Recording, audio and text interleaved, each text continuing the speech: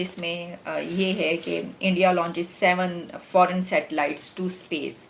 इसमें सिंगापुरियन हफ्ता पहले चंद्रयान 3 लॉन्च किया गया, मिशन मून लॉन्च किया गया और अभी आज 7 कमर्शियल सैटेलाइट लॉन्च की तरफ से एक बहुत बड़ी खबर का खुलासा हुआ है कि जापान के साथ इंडिया चंद्रयान 4 के ऊपर इंडिया ने सैटेलाइट तब लॉन्च किया जब उनके पास इतने फॉरेन रिजर्व थे और वो अपना मुल्क अच्छे तरीके से चला रहे। बड़ी ही एक कामयाबी की खबर है, यानी बहुत ज़बरदस्त। मैं तो समझती हूँ कि इंसानियत के लिए या इस जदीद दौर के लिए बड़ी कामयाबी की खबर है।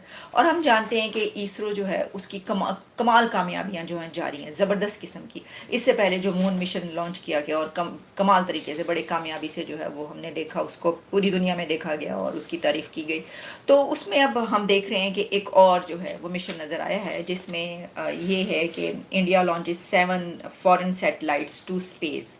इसमें सिंगापुरियन सैटेलाइट्स की ये बात की जा रही है और सुबह के टाइम जो है आज इसको लॉन्च किया गया है 6:30 या इसके बाद कुछ जो है लॉन्च किया गया और इसमें ये 3rd इसरो मिशन है इन 2023। अब आप देखें ना, यानी 2023 अभी आधा गुजरा है, तो इस आधे यानी 6 मंथ्स के अंदर ही अगर आपकी स्पेस एजेंसी जो कि आप टॉप ऑफ द वर्ल्ड या आप ये कह सकते हैं one of the top of the world agencies जो 3 हैं उसमें शामिल हो रही है, तो उसमें 6 महीने के अंदर वो 3 बड़े इतने अपने मिशंस जो हैं वो भेजते हैं सक्सेसफुली। और तो ये बड़ी बात है, बहुत बात है ये और बहुत अच्छी बात है। और अच्छा, इसमें ये जो कहा जा रहा है कि 7 सिंगापुरियन सैटेलाइट्स, उसमें ये है कि कुछ एक तो हिस्टोरिक ISRO यानी कि इसरो लॉन्च कहा गया इसे फ्रॉम श्रीकोटा, वहीं से जहाँ से श्रीहरिकोटा जहाँ से पहले किया गया था।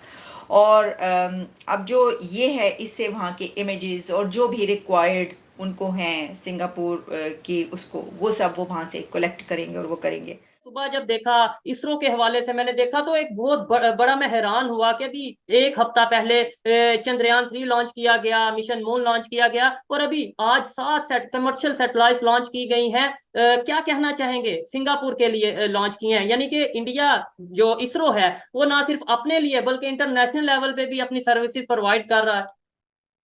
जी, मैं इसको हिंदुस्तान और पाकिस्तान से कंपेयर करके बोलूंगा। और दूसरा क्या, देखिए ये जो सवाल किया ना आपने सैटेलाइट से जुड़ा हुआ, इसमें मैं एक्सपर्ट नहीं हूँ, लेकिन मैं एक हिंदुस्तानी होने के नाते आपको इसके बारे में जरूर बताऊंगा जो इन्फॉर्मेशन मेरे पास में है। जैसे कि आपने बात की कि भाई सिंगापुर के साथ में भारत ने 7 सैटेलाइट लॉन्च कर दिए, तो ये एक्टिविटी कमर्शियल एक्टिविटी साल में तीसरी है। इससे पहले भी 2 बार हो चुकी है। और अगर आप जैसे कि आपने कहा कि चंद्रयान किया, उससे पहले भी अगर आपको पता हो तो हम मंगलयान कर चुके हैं। हम मंगल तक जाने वाले सबसे सस्ते में सबसे जाने वालों में नाम अगर किसी का है तो वो हिंदुस्तान का है।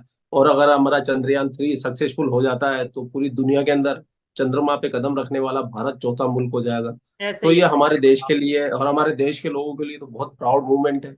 और इसकी तो जितनी मतलब तारीफ की जाए उतनी कम है। और आप खुद देखिए, आपका जो स्कॉर्पियो क्या है वो, मतलब आपकी जो स्पार्को जो है आपके वहां पे, उसकी स्थापना अगर आपको पता हो तो इसरो से 7 साल पहले हुई थी। 1961 के अंदर स्पार्को काम वर्किंग कर रहा था, जबकि इसरो 1968 के अंदर आया। और जबकि आपको पूरे यूएस की सपोर्ट थी, यूएस साइंटिस्ट की सपोर्ट थी, और उस वक्त पाकिस्तान के बाद पैसे की भी कोई कमी नहीं थी। तो आप खुद देखिए ना कि आपका स्कॉर्पियो और आज आज वो इसरो, दोनों में जमीन आसमान का फर्क है। तो इसके पीछे क्या वजह हो सकती है वो मुझसे बेहतर आप ज्यादा जानते हैं। लेकिन अगर जैसे भारत की तरफ से अगर ऐसे सैटेलाइट जाते रहते हैं और इससे इसरो की भी इनकम बढ़ेगी, इसरो की इनकम बढ़ेगी, भारत सरकार की इनकम बढ़ेगी, तो हम हिंदुस्तानियों के लिए तो बहुत खुशी की बात है। और मुझे लगता है कि इस क्षेत्र के अंदर आने से हमारे जो युवा पीढ़ी है, खासतौर से हमारे स्टूडेंट है, उनका भी साइंस के अंदर रुझान बढ़ेगा। जैसे मैं छोटे छोटे बच्चों से मिलता हूँ, वो भी कहते हैं, मैं उनसे पूछता हूँ क्या बनना चाहते हो बेटा बड़े होके, तो वो कहते हैं हम एस्ट्रोनॉट बनना चाहते हैं, हम चांद पे जाना चाहते हैं, हम अंतरिक्ष सैटेलाइट में उड़ाना चाहते हैं।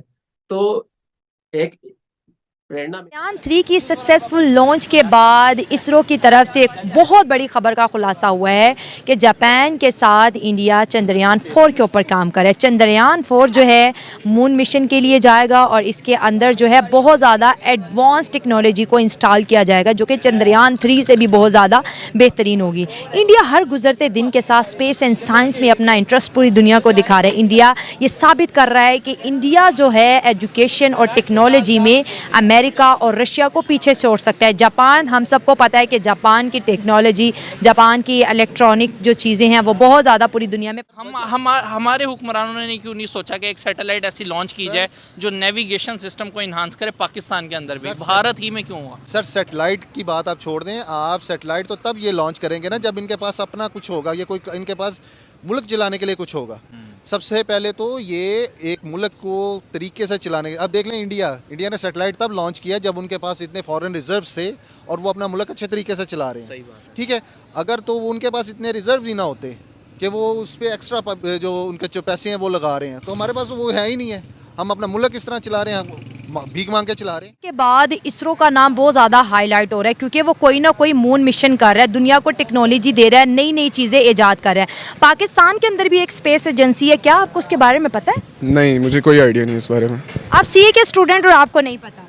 कैसे पता हो सकता है, जबकि मुझे किसी चीज़ का तब पता होगा जैसे शाहिद अफरीदी ने छक्का मारा था, मुझे पता है अभी तक कि उसने कितने सिक्सेस मारे हैं, आई रिमेंबर।